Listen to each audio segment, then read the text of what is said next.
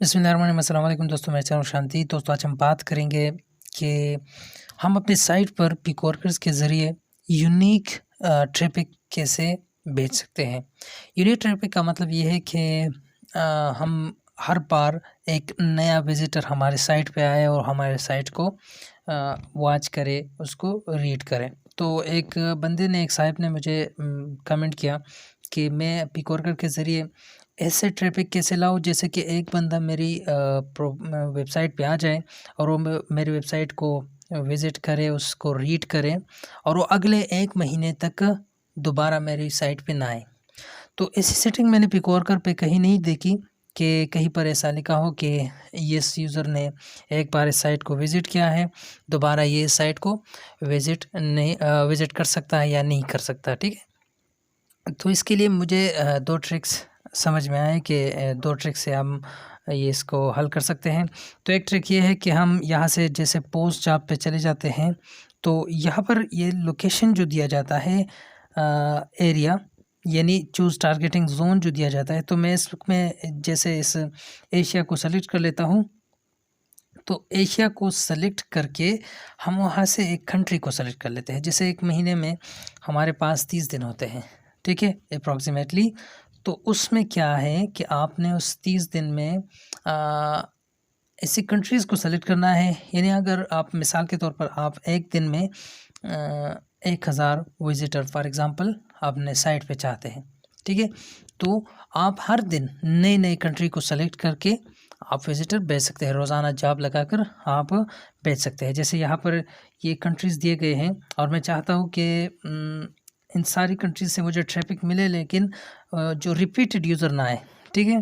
तो मैं इसमें क्या करूँगा, एक-एक कंट्री पर डे सेलेक्ट करूँगा। आप ऐसा भी कर सकते हैं कि आप 2 दिन में एक कंट्री सेलेक्ट कर सकते हैं, ठीक है? तो यहाँ मैं बांग्लादेश को सेलेक्ट कर लेता हूँ और बाकी जो है उसको सेलेक्ट करके एक्सक्लूड कर लेता हूँ, ठीक है? तो ये बांग्लादेश पे आ गया।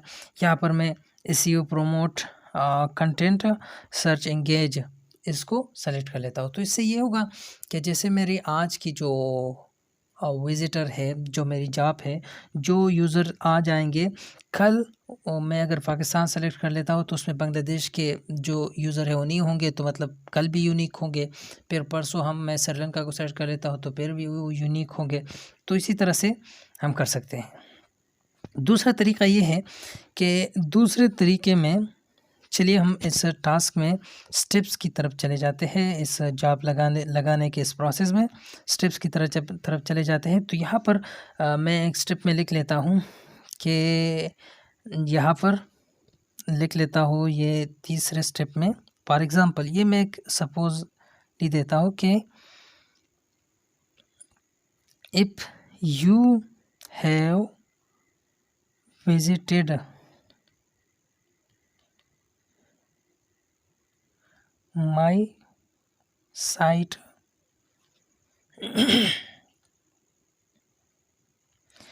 my site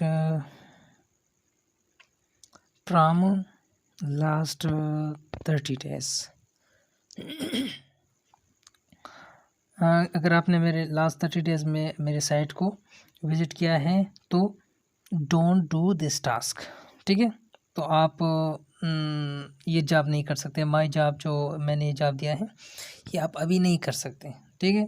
तो आपको ये मालूम होना चाहिए। यानी आप इसमें लिख सकते हैं अपनी वेबसाइट का जो लिंक है, अपनी वेबसाइट का नाम, तो जो वर्कर आएगा तो उसे पता चलेगा कि उन्होंने इसे विज़िट किया है या नहीं किया, ठीक है?